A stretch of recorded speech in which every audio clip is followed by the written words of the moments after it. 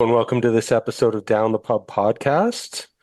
This week, in Anthony's absence, Dave Finlayson and myself, Derek Simon, have staged a bloodless coup and removed Anthony. And there was too much teasing about the Dublin Derby there, so we had to overthrow him and his Shamrock Rovers related reign of terror and install ourselves as the new heads of the show. How are you feeling tonight, Dave? Well, I'm great. I mean, I think he might have caught whatever Gary had brought around to him recently, so I'm a little concerned. That's entirely possible. He may have contracted rickets from Gary. Thanks, Gary. Yeah, whatever disease has been ailing Gary for the last year and a half has also struck Anthony down. It's really horrible. But tonight we are going to recap last Friday's away match to Le Supra de Quebec. I believe many Wanderers fans actually traveled up for this game. So, anyways, and unfortunately, did not see our team get a result. What were your thoughts on the game, Dave? Well, first of all, just want to give a huge shout out to those fans Yeah, because that was amazing. It was like watching the traveling Everton fans. They always sell out their 3,000 tickets wherever they're going, and so Denton and whoever else was within that crew, that was amazing, and it came through on the screen. So very well done to everyone that went up. Overall, I just felt like we got outplayed, outperformed. We had no link up on attack. I will say that these are the types of games where Telfer and Lorenzo being out really showed. yeah, Like there was just no connectivity between defense to attack.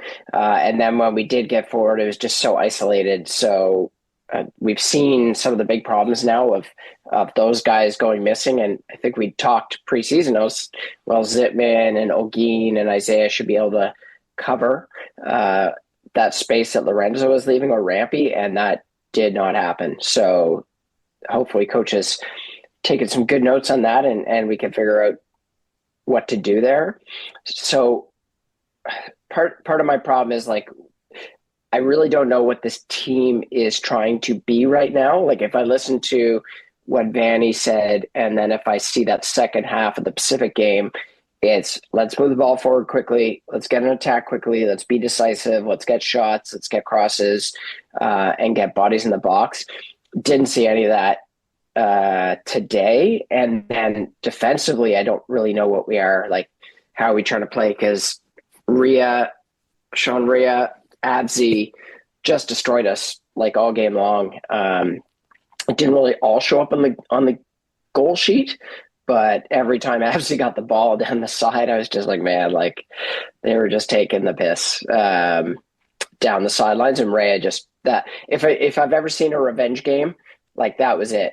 But he's done this 2 games in a row now, so this is how he's going to play. Just basically given that free roll, it's going to be a problem for the league. It's going to be a very exciting team to watch, and they were even without their starting striker who played so well in the last game. So very interesting to see, and we definitely have work ahead of us. But I'm also happy that we got to see some of these guys try those positions early in the year without the safety net of a Lorenzo or a Telfer. yeah. All fair observations. I do think it's interesting that like just 3 games into their existence, it feels like Supra has already kind of carved out a bit of an identity for themselves, and it's obviously flowing, fairly attacking, entertaining football, which is great because I think, particularly for a new team coming in, you want to put a visually attractive product on the field. I think definitely they're that. I mean, their game against Pacific was very free flowing end to end. There was a lot of free flow, a little different against Ottawa, and they were unlucky, obviously, to kind of concede at the end in that game. But so far, certainly, I think they're putting an entertaining product on the field and seem to have kind of a clear identity. A little frustrating from a Wanderers fan perspective because obviously we had Rhea for a season and a half and just couldn't seem to get the best out of him. And I think you were spot on when you talked about kind of giving him that free role. That was something, that when Jean Morelli was with the Wanderers, he had kind of that free role. But obviously Patrice had a very rigid system and tried to get Sean to play within that, and I'm not sure that that really got the best out of him. So definitely a bit painful to watch a former Wanderer take us apart like that. But aside from sort of the players that that that missed the game, were there other kind of factors you could point to that were that that maybe kept us from playing our best football in this one? Or Yeah, so again, we're kind of back to that what we saw in preseason, what we saw in the second half of the Pacific game is get the ball wide, get it forward. And there we just didn't get it forward. Like if you look at some of the pass charts and even just like our total passing, like 320 total passes compared to 550 for Supra, like we were losing the ball all over the place. I actually think like some of our best work. So the first probably 5 minutes of the game, when Kareem was pushing forward into space, he had Troisi going past him into the space behind the defenders and behind the midfield and looking to get balls in. Like that was a great start. I thought we were going to see that all game long, but that really got shut down. yeah, They were just they just seemed quicker of thought, quicker of mind. The Zitman Olguin experiment needs some time to work itself out because not one of them was like the top dog. I say they're both available, but then if you look at like their combined passing numbers, combined touches, like they were not getting anywhere near what a Lorenzo did, and really Isaiah, I think, was pretty much the only thing that kept us in that game. Like I feel like Linder had a decent game at right back. Godinho was okay. The other two things that came up, if you think about the goals, so Carducci calls for a ball back from Kareem, who's like 20 yards up the pitch, but there's a striker sitting on TMG. So he mm, plays it back to his left foot, and his first touch should have just been clear. I don't know why he was asking for that ball, and I think he knew that was a mistake as soon as he asked for it and realized there was a striker there. And he probably should have just played that first time out and just got away with it, but instead he tried to take a touch, control it, and then knock it up, and he knocked it out for a corner. And that's where they get their first goal from, and he knew it. And then the second one, again, it's just composure to me. Like a lot of the goals, the Pacific goals, the same thing.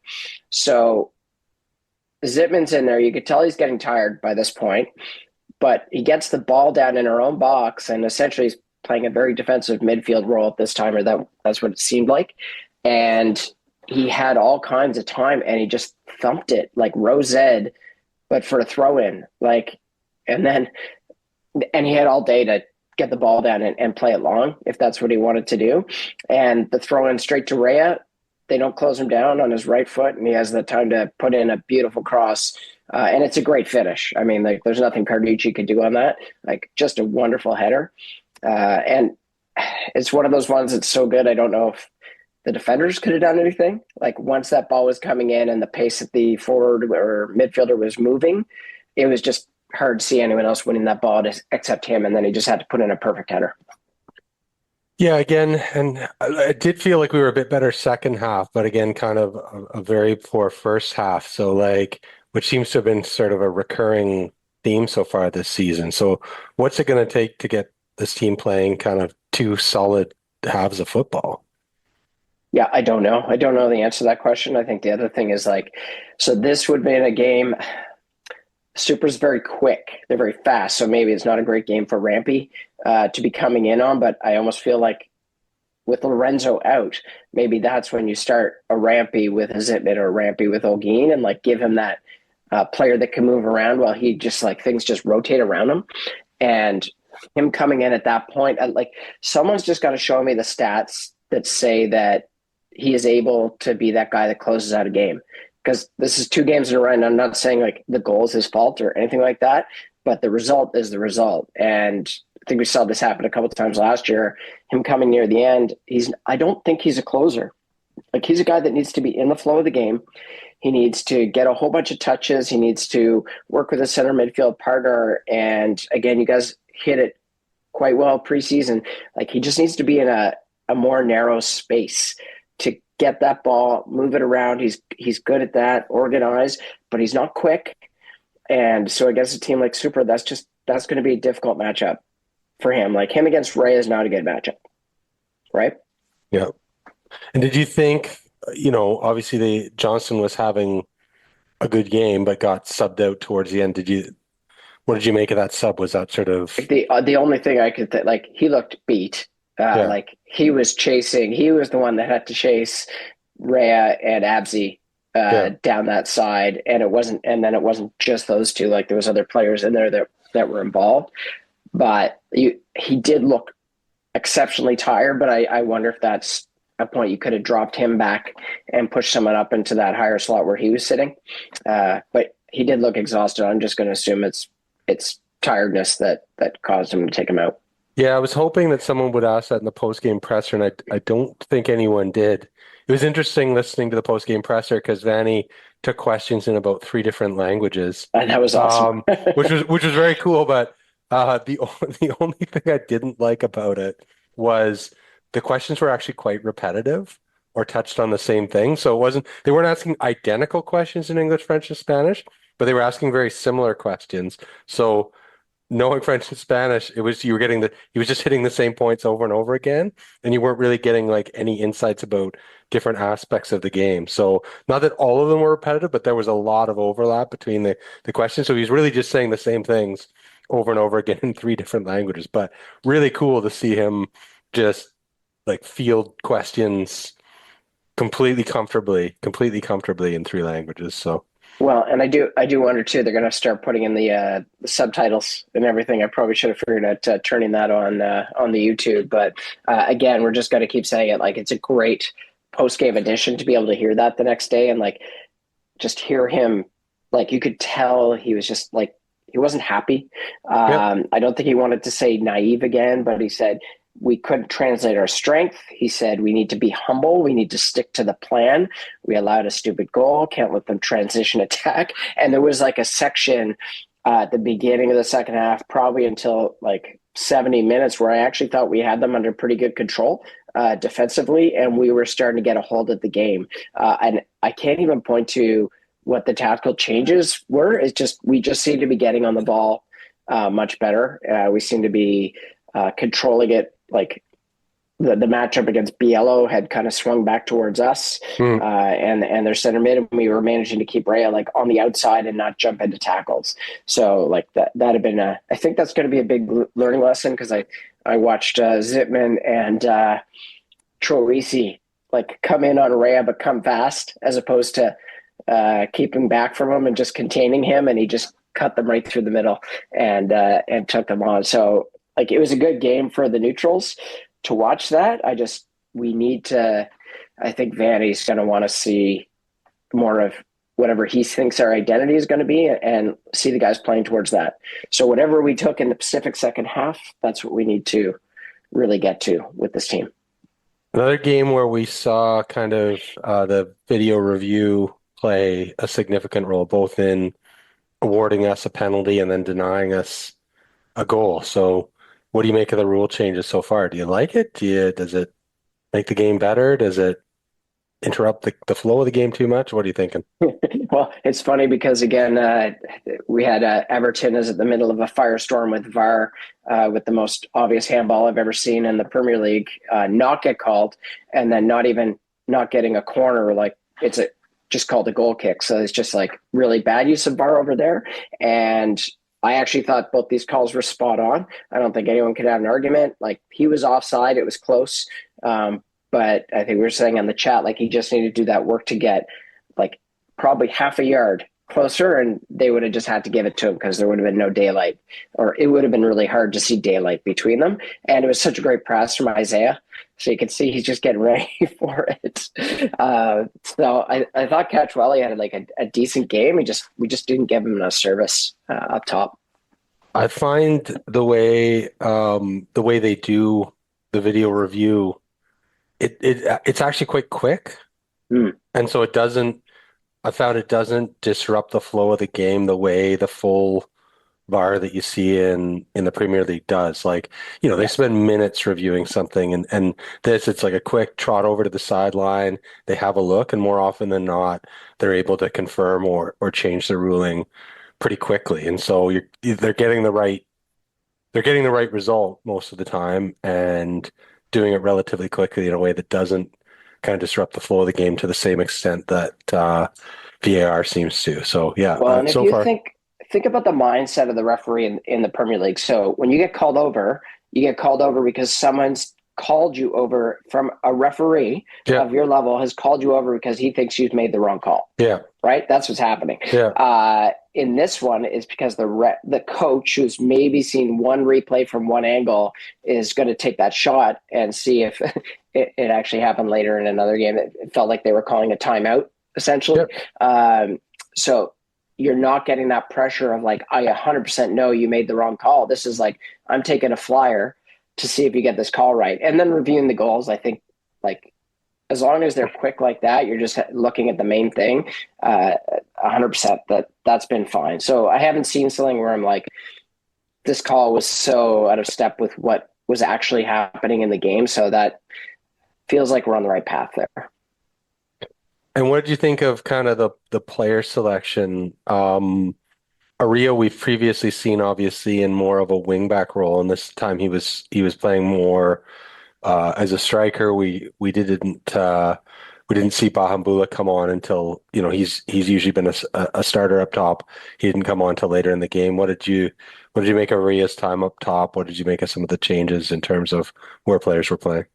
The problem I have with Aria is that he's pretty lightweight. So whenever he had to challenge for a ball, he really wasn't winning a lot of those. Even when Catrelli was knocking it down for him, if it was becoming a 50-50, he was not winning those. Now, the plus side is when he does get on the ball, he can immediately beat a player. I had like in the 48th minute, like Linder, Aria, great setup and attempt. Again, Linder and Sal were trying to push forward into those spaces.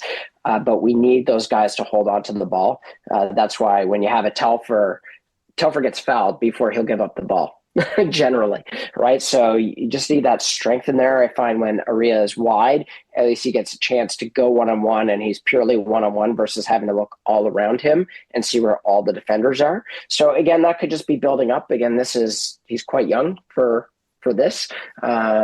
So I'm just hoping he just picks it up over the next few games here. Yeah, it's definitely something we've seen like where we've had quite a few NCAA players come in the past couple of years. It's just that it still is a big step up from NCAA to the CPL in a number of respects, like just how much more physically robust the players are, the fact that in NCAA they're the substitutions rules are very different in NCAA where Mm-hmm. they can like sub them off and back on again. Yeah. And so players get used to like playing hard in shorter bursts and don't necessarily have the stamina to go a full 90. So it's it takes time, I think, to make that step up from NCAA to CPL, and hopefully he continues to improve in that respect. But And Derek, I was going to ask you. So, what did you think about the backline in general? Obviously, Alphonse played the first two, sat the next two. Is that Vanny just seeing what he has with those players? Do you think he thinks Linder is a better player? Like, it'd be interesting to get your take there. yeah, I think it's probably a bit of seeing what he has. Like, I mean, obviously Linder's a player he's worked with before, and so he's probably comfortable with him in that role. I was a little surprised he didn't start Alphonse in this game only because of the Quebec angle, and that he Mm, seems to have in previous games given a bit of weight and even talked about it in post-game interviews where I think it's reasonably clear that he started Troisi against Vancouver because it was a hometown game for him and mm. because he knew the family was going to be there. And he talked about that in one of his post-game pressers. So I was only surprised from that standpoint that even if he's trying things out and seeing where Linder fits in the rotation, that Alphonse didn't kind of get the nod just for the more sentimental reason. I mean, I think as players, they're substantially close in terms of quality in my mind. I think Alphonse maybe offers you a bit more going forward, whereas Linder's maybe a bit more solid defensively. But like, I think if you're trying to choose between the two, at least from what we've seen on the pitch. Now, obviously, Vanny would see things in training that we don't see, and so he'd have a lot more information to make his decision on. But I was more surprised on that level than anything else. So, yeah. And what did you? Again, I just keep looking for Godinho to like make a big impact with his history and in the profession. Haven't really seen it yet. Like, if you're Vanny, what are you seeing with Godinho that is keeping him on the pitch like so long in every game? Well, I'll start by saying I like him better on the right than the left. So I thought he actually had a better game this outing than some of the previous ones we've seen from him. Um, he, I'm always cognizant of the fact that like he came back from a major injury, Mm, and it still feels like he's maybe not at 100% yet. Um, I think Vanny has a lot of faith in him from their previous work together, and that he understands Vanny's system and the tactical work that needs to be done. So I think that's probably a piece of it. I mean, Frank can say like I think that a lack of depth at the wingback position, mainly just due to injuries, is probably a factor there too. And so I mean, we're looking at you know essentially Troy Aria uh and Godinho are the three there that are healthy at the moment that kind of be your regular wing backs. By they obviously have penciled in kind of in that position, but he's just coming back from an injury. Harvey Hughes, I think, was supposed to provide some depth in that position, and he's coming back from an injury. So I think I think there's a number of factors there. The previous relationship, um, the fact that he's a veteran, and maybe he feels like the leadership is needed out there. But yeah, I think that we might have seen him subbed off. We might not have seen him, you know, playing as many minutes or playing full games as quite as much if all of our wingback options were healthy. So, mm, okay. because Telfer obviously is someone else they penciled in at wingback periodically, and he was out for this game as well. So I think there's a lot going on there. But yeah. Yeah. And do you, after we've seen, we're now like 1/7 of the Hmm. way into the season, we got a win, a loss, two draws. Um, do, you- do you see, like, are you looking at this team and going, like, I could see who my best 11 is? Or are you still, like, I think there's seven that are like penned in starters, but there's four other spots that can be taken at some point by people. Yeah, then he talked about like really having us starting in one of the post-game pressers or one of the one of the pressers. He talked about really having a starting 18 or 19. And so like he likes to rotate players, and he likes to rotate based on who the opponent is and who he thinks can best take advantage. So I mean, one of the things he talked about going into this game was that they like to hit you in transition, that it's a narrower field, and so he was going to pick players that he felt like would be better at dealing with the transition game and better at playing on a bit of a narrower pitch. I mean, to my mind at this moment, yeah, I think there's probably about 7 or 8 players that are fairly locked in terms of if they're healthy, they're going to start, and then there's probably a a group of others who will rotate in and out of starting roles depending. I think my biggest concern at this point is like I'm not sure we look like a playoff team at the moment. Like if I'm looking at kind of who has really impressed so far, obviously Forge and Caps look like the class of the league again. Ottawa struggled early, but I think they will. They have too much quality in that squad to stay down forever, and they seem to be, you know, one of their issues early on was goalkeeping, and I think that seems to be getting better for them. So, I think Ottawa will eventually be challenging for a playoff spot. I think that Supra are surprisingly good and are probably going to be in the mix as well, and Toronto look decent too. So the only two teams that I'm looking at so far that I think are going to struggle to get a playoff spot are Pacific and Vancouver. And Vancouver's probably not like is probably better than their record suggests too. So we're kind of in that middle pack fighting for, one of the third or fourth place sort of thing against teams that are maybe better than a couple of teams that are probably maybe better than their record suggests, and a super team that's done surprisingly well so far. So I'm a little concerned about where we stand. It's early, but but like you said, the season, it's a seventh of the way through the season already.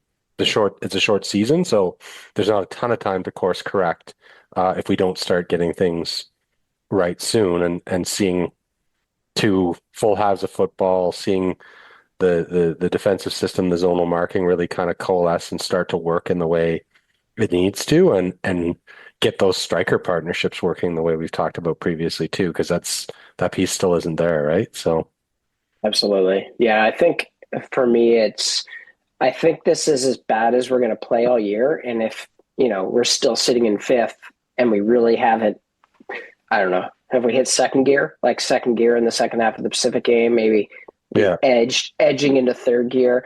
I still think there's a lot for us to get better. And I just have so much time for Vanny and the coaching staff that we have. Like, I feel like they're going to make us better. Maybe they just need more time with this full squad. And of course, we now have signed a new player this week. So I'm interested to see.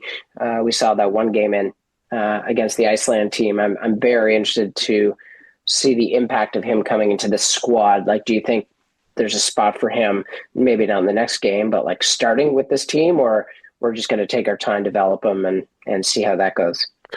it's a tough one with center backs because center backs tend to go the full 90 more often than not. You're not usually using your subs on center backs unless there's an injury or a fitness issue or whatever. And kind of feels like, the rotation options here are Linder and Alphonse. And so Hassan, and he's still young too, right? Like this guy's 17 years old. So tall. I saw Mm, him at the Wanderers grounds at the home opener, and he's taller than me. So he's probably pushing 6'5". Looked very composed on the ball in the preseason game we saw him in. Is he game ready for the CPL yet? Probably not. It, you know, so it's hard unless they can find a way to sort of ease him in as a ease him in as a sub in a game where maybe we're far enough up that we don't care, or far enough behind that we don't care, or what have you. But it's just a little harder. It's always a little bit more of a challenge for center backs to get in the rotation that way because it's so uncommon to sub them off as opposed to letting them play the full 90. So yeah, we'll mm. see. But I certainly think he's an exciting prospect. And I was really happy to see that they've locked him in to a very long-term deal because the way the roster rules work as an exceptional young talent contract, he's off cap for Yeah. the entire duration of his initial contract. So they've now signed a 17-year-old who looks really promising and has a great upside to 2 year, was it 2 years plus three options? Or three Something like years plus that. two Yeah. options. It's a 5-year contract overall, which means that you have this great prospect that you can take some time to develop and have a bit of patience. And you know, if he does develop into the player that, you think and hope that he can be, that he's going to be off cap, which gives you so much more flexibility in terms of what you do. But I'd love to see him get into the rotation at some point. I'm cognizant too of the fact that um, of Alphonse, TMG, and Sound, none of them are currently under contract for next season. And Mm. so, if you're thinking that maybe one or more of them might not come back for any reason, then get this young guy into the rotation this year and start to get him ready to take on a bigger role next season. So Yeah, absolutely. Well, Derek, we actually have a sponsor for this week. So I thought before I give you some stats and my player ratings, maybe I can tell everyone about our new sponsor, if that's okay. tell us all about the sponsor, Dave. Well, friends, and I know this is going to be of great interest to Wanderers fans. The Halifax Seaport Cider and Beer Fest is August 13 to 15. It takes place right outside of Garrison Brewery. And last year, I could tell you that I had an amazing time from what I remembered. And was able to sample beer, ciders, non-alcoholics. We didn't do too many of those. Unfortunately, that probably would have saved my evening and next morning. But it's just a great event that's been going on for years and years. Tickets are around like 40, $50. We're going to put some more details on this future podcast. But I encourage everyone to go to seaportbeerfest.com and check out the website. I think you can buy the tickets today. I'm just like staring at it right now. I can see the sun and all the drinks. Your tickets includes all your samples, and it looks like there's 100+ soda seltzers and premixed cocktails as well. So lots going on there, and you can check that out, and then we'll probably do another read on that next week. So that's seaportbeerfest.com.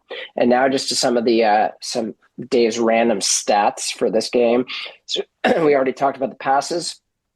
We had 6 shots versus 22 for them. Kareem Sow lost the ball 21 times. So he was coming forward, looking for something, and losing the ball. So was that because there was nothing there? He was making bad passes. I feel like there wasn't a lot of options for him going forward, was my general feeling.